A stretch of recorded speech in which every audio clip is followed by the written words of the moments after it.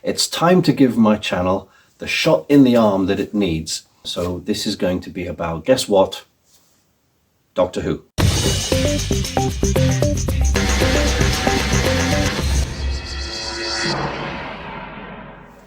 Hi kids, welcome back. So this is not the video as advertised. I was going to do a nostalgic look back into film and TV and stuff from my childhood, i.e. before 1977, but that can keep.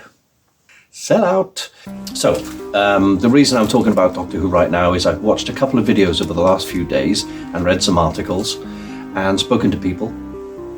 And what I was told a while ago, it looks like it's coming to pass. Doctor Who will be quote unquote cancelled. What I mean is it's not dead forever, but it's the closest we've had to the 1989 hiatus, which lasted for 16 years, between 1989 and 2005. There was no plans to bring it back until 2005 when, not Russell T Davies, but Lorraine Hedgesey, who was at the BBC at the time, decided it needed to come back. And whatever you think of Russell T Davies, good or bad, he knocked it out the park with the 2005 relaunch. Right? So you could say he didn't, but he did. Anyway, I have many notes. This is obviously going to be a contentious matter, like previous Doctor Who videos of mine, but it will also prove healthy for the channel in terms of subscribers and comments and engagement and this kind of thing. So all I will say at the start, which is probably the same as me bashing my head against that wall, if you're gonna leave a comment, say whatever you like, but just be nice about the way you say it, okay? There's no need to be provocative or obnoxious or rude or insulting. Just say, make your point and make it like a grown-up, will you? And if you're not a grown-up, then you shouldn't be on the channel. And if you're gonna leave blatantly hateful, obnoxious stuff, good luck, knock yourself out, because it's not going to end up on the approval list of comments, because I ain't got time for hate, all right? You can say you don't like something, you can say you hate something, but if you're going to start throwing in any types of slurs, whether it's racial, sexist, homophobic, whatever, personal, about me, actors, people in Doctor Who, other followers or commenters, you're going to get ignored, and if you carry on, I'll just ban you from the channel. Now I know that sounds a little bit draconian, Doctor Who reference, see what I did, but there are other channels if you want to go out and have massive flame wars and arguments and really lay into Russell T Davies and Ncuti Gatwa and Jodie Whittaker and Chibnall and everyone else, but not here. That's not happening here. It's not a love fest either. I'm just telling my side of things, and my world is a bit more polite, a bit more grown up, and a lot of my 502 subscribers, welcome to the new people, have said to me, I like it here. I like the way you approach things. I like the fact that we can have, you know, sensible conversations without going into playground antics. You know, we're not 7 years old anymore. Yeah, you're smelly. Good for you. Right, anyway. So let's talk about Doctor Who. Let's go to the notes. Yeah, so I was told a couple of weeks ago that the show will most probably have a 5 or 6 year hiatus. I was told 3 to 5, but it looks like from articles are coming out, I could be wrong, nothing official. I haven't been on the BBC website, I haven't been on the Doctor Who website, I haven't heard anything from Russell T Davies's Instagram, but it looks like Doctor Who is getting around a 5-year hiatus. I've said before, I think this is a good thing. I think it gives time to, firstly, for the makers of the show to sit back, relax, look back over what they did, work out what were good choices and bad choices, and hopefully come back stronger if and when they do. It's also good for the fans. It gives us all time to calm the hell down a bit. And also, do you know what it brings in? It brings in the Wilderness Years, Part 2. Now, the Wilderness Years, if you're of a certain age, were the 16 years, is it 16 years? Yeah, between 1989 when Survival, was it Survival? Yeah, that was the last Doctor Who story with Sylvester McCoy, ended, and 2005's Rose with Russell T Davies. Now there was the Paul McGann 1996 movie, which was hated at the time, did not go down well in the States, did really well in the viewing figures in the UK though. And when you look back at it, it's not as bad as everyone says. It's not perfect, no, but it had, and a lot of Who fans agree with me, possibly the best police box we've ever seen on TV. Easily, in my book, the best police box we've ever seen in TV or even the Cushing movies or whatever. I just think it's gorgeous, and it's closer to a real police box than it is the Russell T Davies 2005 box, which was way too big. Anyway, I won't diss Ed Thomas, who was the production designer on that show. I met him once, had an interview with him, in fact. Nice guy. Didn't get the job though, not that nice guy. No, I didn't get the job. Anyway, right, so the second hiatus years, now let's go back to the first hiatus years. That was when the fans said, right, we love Doctor Who, what can we do? So things and companies sprung up. Real-time pictures, BBV, Big Finish, and possibly a lot more. Fanzines, fan films. Now we're in many years later, everyone's got a HD camera on their phone, and it's easier to get hold of editing software, special effects software, all that kind of stuff. It's not just limited to people with very big VHS camcorders. Think of all the even more fan, I mean, there's lots of fan films at the moment, and fan channels, fan sites, podcasts, etc. Big Finish was created by fans like Nick Briggs, etc. And now they're the biggest and best and possibly only Doctor Who audios out there. There are some BBV stuff, but let's not go into that, really. Long story. So the fans are going to have a heyday. They're going to put their mark on Doctor Who as they see it, and it will be fan stuff, but I'm very sure stuff is going to come out of it, this new hiatus, this new wilderness years, that is going to be fresh, exciting, different, entertaining, fun.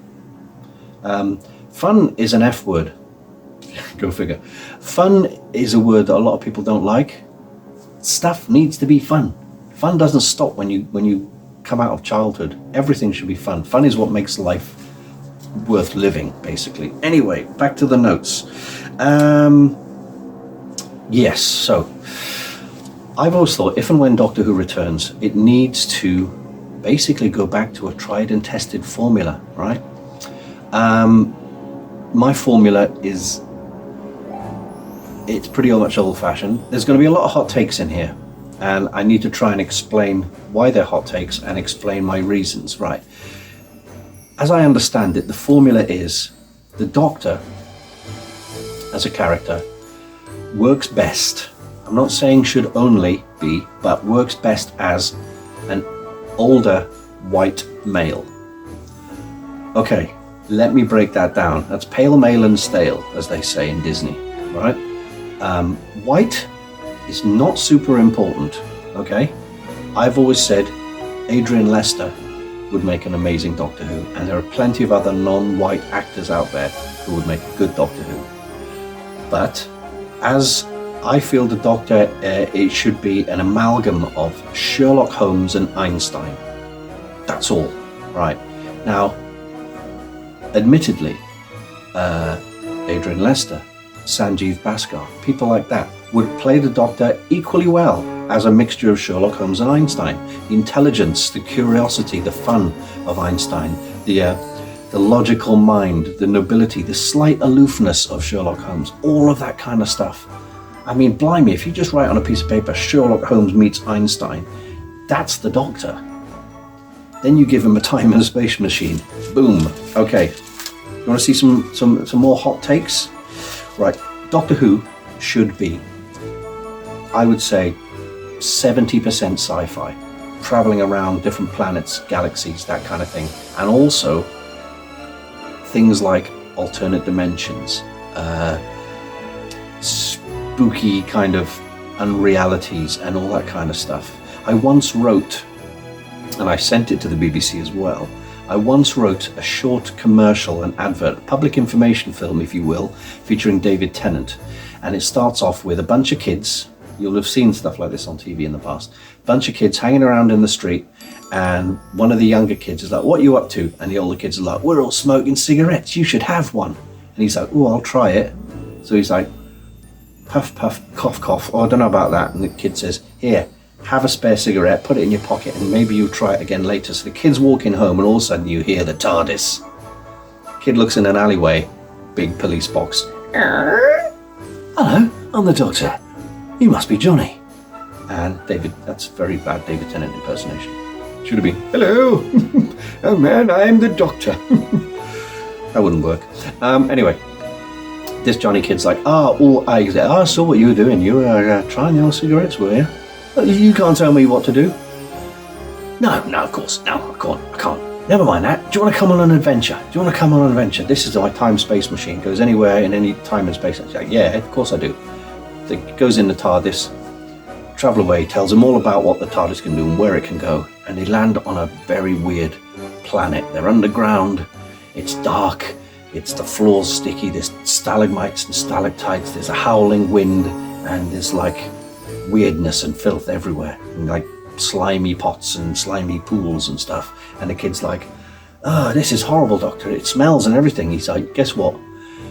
We're in the lungs of your best friend, the one who was smoking all them cigarettes. This is what it does to you." And the kid's like, essentially, to cut a long story short, kid promises he'll never smoke again. Doctor drops him off, and that's it. Now, if that had been picked up by the BBC and shot somewhere in Cardiff or wherever with David Tennant, at that point, 2006-ish, thousands of kids would have not even tried smoking. I guarantee you. And the proof of that is this. Back in the early 80s, when I first moved to Wales, there was a big campaign by DC Comics and the British government using Superman, animated cartoons and stuff, and visits to schools, activity packs, colouring books, badges, t-shirts, all that malarkey, all about smoking is bad for you. And none of my age group, my demographic, smoked. My older demographic, my older brother, everyone smoked. My younger demographic, my little brother, year or 2 years below me, they all smoked as well. But my demographic, most of my friends at my age do not smoke, and they attribute that to the Superman Nick O-Teen, look it up, there's a picture, anti-smoking campaign. Imagine a Doctor Who one. Anyway, still not too late actually. So, I was going back to the formula, wasn't I? The Holmes meets Einstein. Sci-fi, gothic horror, much like the Philip Hinchcliffe era of Doctor Who with Tom Baker, where they had the brain of Morbius, which was Frankenstein, the talons of Weng Chiang, which was a kind of Sherlock Holmes, Jack the Ripper type thing. The what's the other Hinchcliffe one? The Pyramids of Mars, which was the Mummy, first appearance of Sutekh, obviously, and things like that.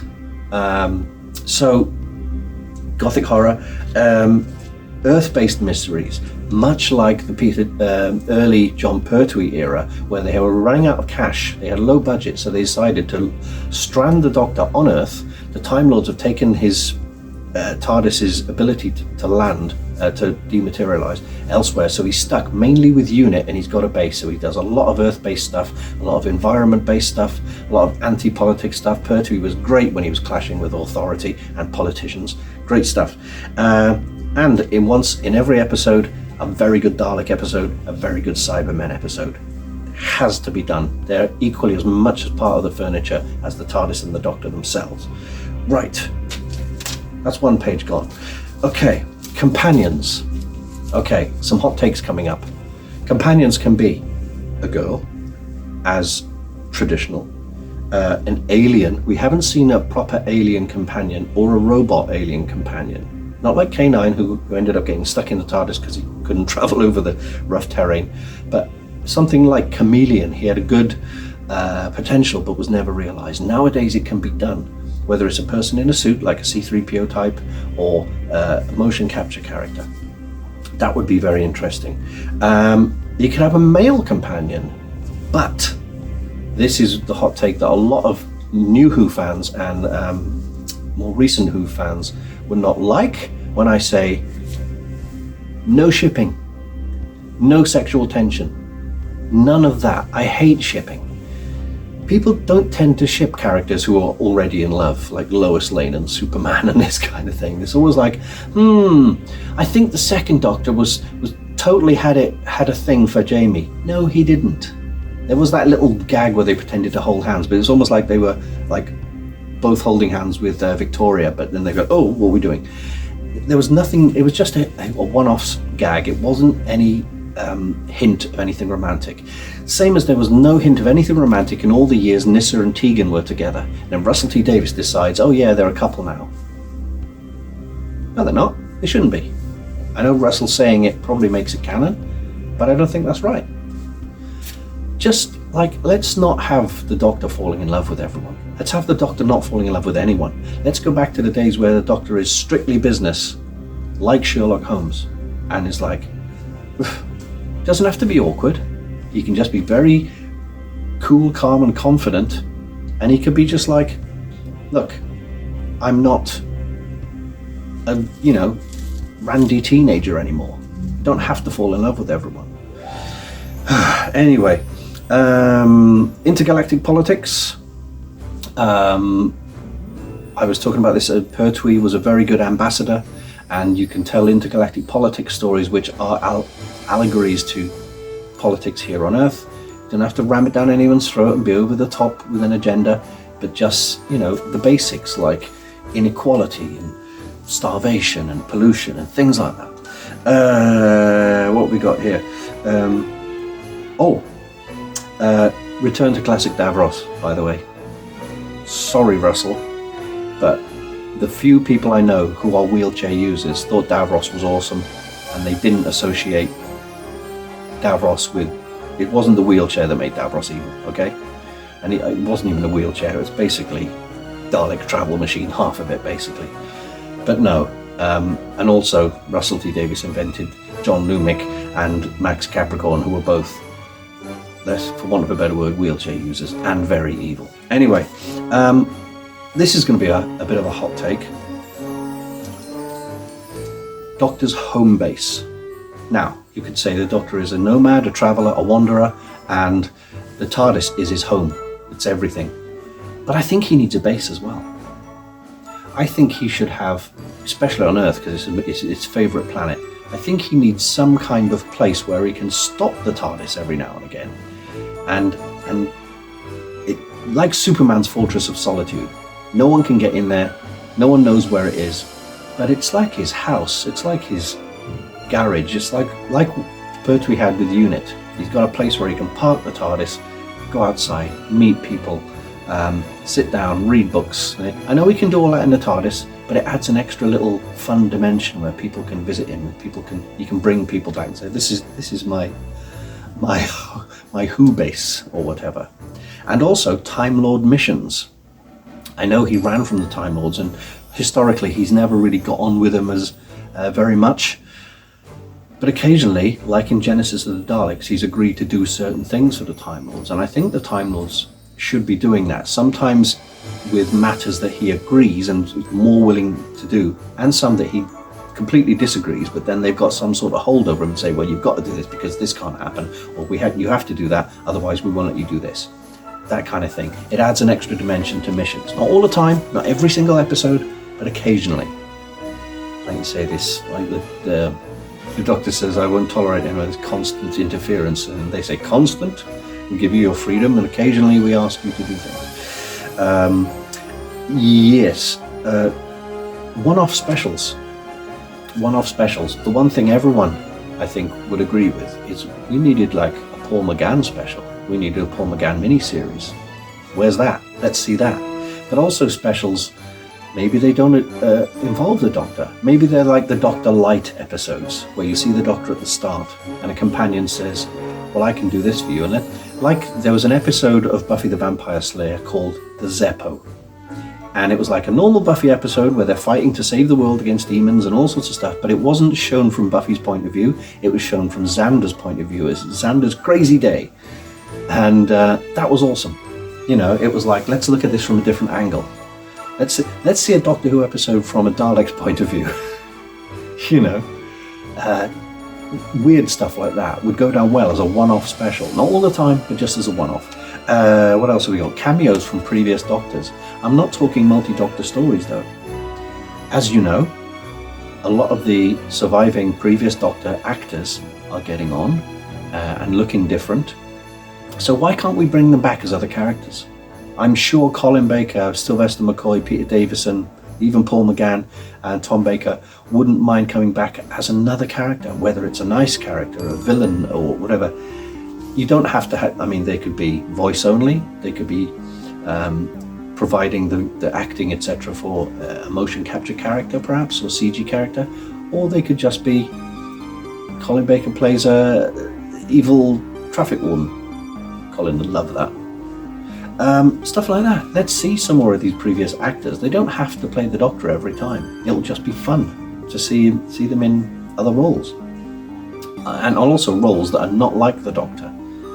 You know, so let's have a Peter Davison who's like, I don't know, instead of being reserved and gentlemanly, he could be an absolute anarchist. He could be a terrorist. He could be very aggressive.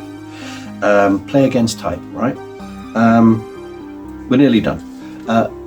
Bosses. I've done a big video previously about, I think, the new showrunners for Doctor Who should be what I call the SPG, which is Shearsmith, Pemberton and Gatiss, also known as the League of Gentlemen. I think they would have the best British horror, sci-fi and oddness with a little bit of comedy sensibility to run the show successfully this time around. But also, I've talked in the past about J. Michael Straczynski, you know, creator of Babylon 5, who's moved to the UK hoping that he might be considered for the job. Why not? Don't get me started on he's an American, he's a Canadian, whatever. It's like, well, Doctor Who was started by a Canadian, Sidney Newman. So, you know, I would have said back in the day, well, I also quite like the idea of Stephen Moffat, if he's up for it. He did some very good stuff. I know he burnt himself out and not all of his stuff was amazing, but I think when you squeeze genius like that onto a schedule, even the best of us would probably fall a couple of times. And I admit, when I watched a lot of his stuff, especially after the first season of Matt Smith, I watched each episode only about once and went, no, I'm not going back to that one. It was a bit too not complicated to understand, but needlessly complex. But Matt Smith's first season, fantastic. River Song, completely overdone. Sorry, another hot take. And unfortunately, there's two more names on the bosses list that would never come back to run the show because of recent controversies. Neil Gaiman and Joss Whedon. I'll leave it at that. They kind of spoiled it for themselves, really. Final bits of notes, look, that's it. Basically, back to 13 episodes per series. They could be mostly one-offs and standalones. We can have an overriding arc, but kind of take your cue from Star Trek The Next Generation, which did it really well. There was one-offs, there was stories that were based on other characters other than Jean-Luc Picard. There were more conceptual ones, like, you know, flash forwards into the future and the past, and what if this happened, what if that didn't happen, those kind of things. But you've got an overarching story. I think that would be good. And another one, 5 years per Doctor, not 3. That's not 3, that's 4. 5 years per Doctor. Give the Doctors time to get in on their first year, 3 years of good stuff, and then the fifth year is where we start winding down, preparing for a regeneration. let the actors know they're in for 5 years of bloody hard work, but also 5 years of character progression, and they can build a character, and they can steer the path into what will be the next Doctor. No more by regeneration. When a Doctor changes from one to the other, that's it. Let the new guy stand on his own and not be overshadowed by the previous Doctor floating around somewhere like David Tennant currently is. So that's my phone me up, BBC. That's my formula. Agreed, some hot takes. If you want to call me an absolute idiot down there, feel free. But like I said, I'm not going to publish it. You can say, no, I don't agree with some of those. That's fine. So, you're an idiot, you don't know nothing. Cool, take it somewhere else. Depends how you say it, not what you say, okay? So, here's hoping that we all have a nice, healthy chat in the chat. And I hope you like some of my ideas, and I hope you've got some of your own ideas. And with that said, if you're new to the channel, you've just started watching this because, hey, look, a Doctor Who one. I'm really chuffed at the moment that my subscribers are kind of going up, mainly because of Doctor Who videos. This is not a Doctor Who channel, by the way. I'm a sci-fi geek who makes stuff and writes stuff and makes films and all sorts of other stuff. Watch some of my other videos, you'll get it.